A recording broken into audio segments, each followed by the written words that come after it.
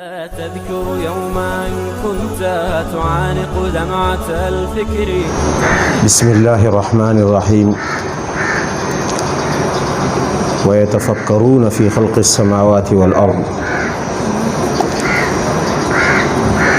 1443 ہجری کے رمضان المبارک کا چوتھا روزہ ہے۔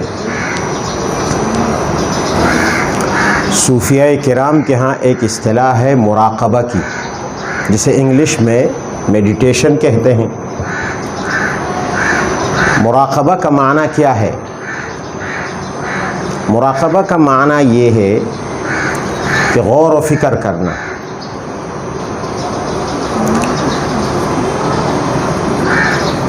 خصوصاً نقش بندیہ سلسلہ میں مراقبہ کی بڑی اہمیت ہے۔ قرآن عظیم میں اللہ تعالیٰ نے بار بار غور اور فکر کرنے کی ترغیب دی ہے کہ انسانوں کو چاہیے کہ سوچ اور غور اور فکر سے کام لیں۔ اب مراقبہ ایک اصطلاح بن گئی۔ سلف صالحین میں ایک بزرگ گزرے ہیں، بڑے مجاہد، حضرت ابو عبداللہ ابن فاتق رحمہ اللہ۔ ان سے کسی نے پوچھا، حضرت مراقبہ کیا چیز ہے؟ تو آپ نے بڑی بہترین بات ارشاد فرمایا اذا كنت فاعلا فانظر نظر اللہ الیک۔ انسان یا تو کچھ نہ کچھ کر رہا ہوتا ہے، فرمایا جب بھی تم کوئی کام کرو، کوئی بھی کام ہو،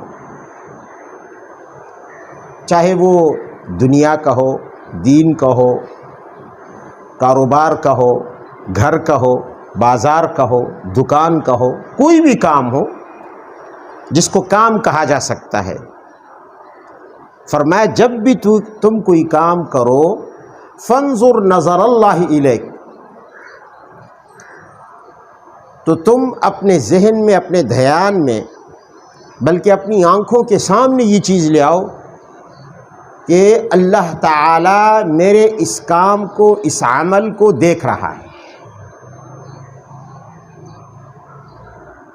جیسے اگر ہمیں پتہ چل جائے کہ بھئی ہم یہ کام کر رہے ہیں اور ہمارا استاد ہمیں دیکھ رہا ہے، یا ہمارا والد ہمیں دیکھ رہا ہے، یا ہمارا کوئی اور سرپرست بزرگ ہمیں دیکھ رہا ہے، یا لوگ ہمیں دیکھ رہے ہیں، ہم کتنے محتاط ہو جاتے ہیں، بہت احتیاط کرتے ہیں کہ یار بدنامی نہ ہو جائے، کوئی غلط سلط کام نہ ہو جائے۔ فرمایا جب بھی تم کوئی کام کرو فانظر نظر اللہ الیک، تو اللہ کی جو نظر تمہاری طرف ہے وہ تو ہر وقت ہے، تو تم وہ دھیان میں لے آؤ اور اسے اپنی دل کی آنکھوں سے دیکھو کہ اس وقت اللہ تعالیٰ مجھے دیکھ رہا ہے۔ یہ مراقبہ ہے۔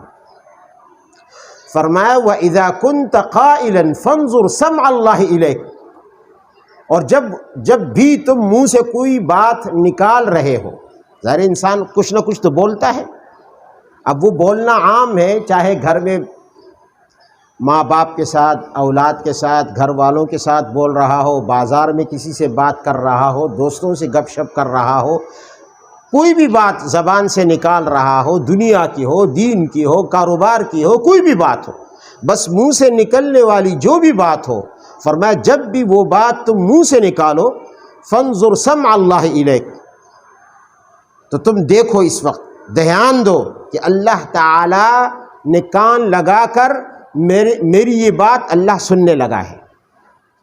یہ دھیان ذہن میں لے آؤ، یہی مراقبہ ہے کہ اس وقت اللہ نے کان لگا دیے ہیں اور وہ میری بات سن رہا ہے۔ فرمایا اگر کچھ نہیں کر رہے اور کچھ بول بھی نہیں رہے، خاموش ہو، وَإِذَا كُنْتَ سَاكِتًا، اگر تم خاموش ہو تو اس وقت کیا کرنا ہے، دھیان رکھنا ہے، فَانظُرْ عِلْمَ اللَّهِ فِيكَ، پھر اس وقت یہ دیکھو اگرچہ تم کچھ نہیں کر رہے، اگرچہ تم کچھ نہیں بول رہے، لیکن اس بات کو دھیان میں رکھو کہ اللہ تعالی میری اس وقت کی اس حالت کو جان رہا ہے۔ یہ تین حالتیں ہیں انسان کی۔ فرمایا کیوں؟ اس کی دلیل کیا ہے؟ قرآن عظیم میں اللہ نے فرمایا ایک جگہ اننی معکما اسمع و ارا، خبردار میں تمہارے ساتھ ہوں، پل پل کی خبر رکھتا ہوں، سنتا بھی ہوں، دیکھتا بھی ہوں۔ تمہاری زبان سے، منہ سے نکلنے والا ہر لفظ، ہر آواز وہ مجھ تک پہنچتی ہے۔ وَأَرَا، اور تمہارے جسم سے سرزد ہونے والی ہر حرکت اور پل پل کی حرکت میں جانتا ہوں، میں اسے دیکھتا ہوں۔ یہ تو دو حالتیں ہو گئی۔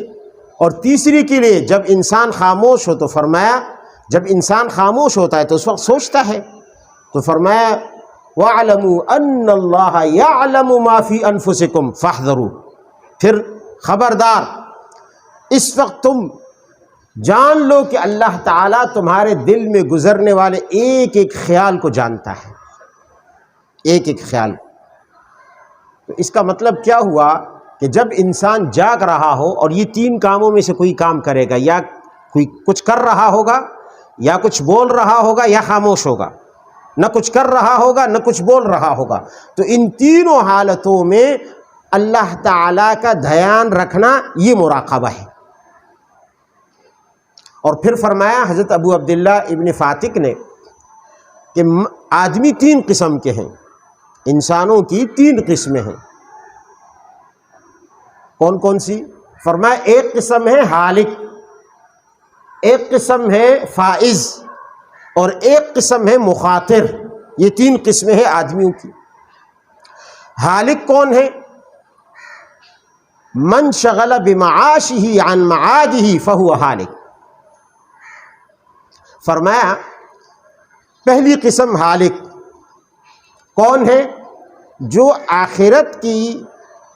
آخرت سے مصروف ہو جائے اپنی معیشت میں، یعنی اپنی معاش میں، اپنی زندگی کے گزارنے میں وہ اپنی آخرت کی سوچ سے غافل ہو جائے، اتنا مصروف ہو جائے دنیا میں، اتنا مصروف ہو جائے کہ اسے آخرت کا خیال بھی نہ آئے، قیامت کا خیال بھی نہ آئے، مکمل اس کی زندگی کا مطمع نظر، اس کی سوچ، اس کی فکر، اس کی دوڑ دھوپ، اس کا بھاگنا، اس کا دوڑنا، اس کی محنت کرنا، یہ ساری اس کی جدوجہد صرف اس کی معیشت کے لیے ہو کہ دنیا کی زندگی بن جائے، معاش اچھا ہو جائے۔